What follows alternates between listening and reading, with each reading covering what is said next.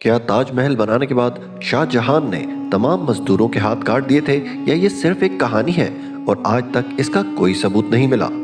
400 साल पहले बनाई गई ये इमारत इस वक्त की सबसे बड़ी और खूबसूरत इमारत थी। आज इस इमारत को दुनिया का 7वां अजूबा माना जाता है। शाहजहां ने अपनी सारी दौलत खर्च करने का इरादा किया और दुनिया का सबसे आलीशान मकबरा ताज महल बीवी की कब्र के ऊपर बनवाया। शाहजहां ने ताजमहल अपनी बीवी मुमताज बेगम की याद में बनवाया था, जो अपने 14वें बच्चे को जन्म देते हुए वफात पा गईं। इस आलीशान इमारत को बनाने में तकरीबन 20,000 से जायद मजदूरों ने दिन रात मेहनत की और आखिरकार 22 साल की मेहनत के बाद ये अजूबा तैयार हो गया। ताजमहल में ऐसी कारीगरी की गई है कि दुनिया के बेहतरीन इंजीनियर्स आज भी इसकी तारीफ करते हैं। आज के दौर में अगर इसकी कीमत का अंदाजा लगाया जाए तो ये तकरीबन 7,000 करोड़ से भी ज्यादा होगी। ताजमहल का रंग दिन भर बदलता रहता है, जो सूरज की रोशनी में तब्दीली को जाहिर करता है।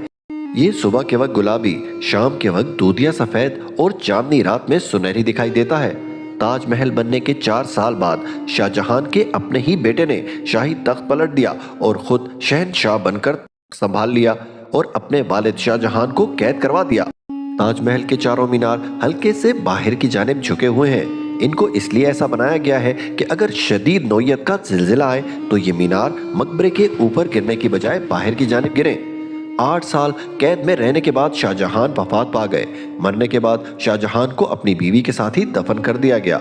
आज दोनों की कब्रें ताजमहल के अंदर मौजूद हैं।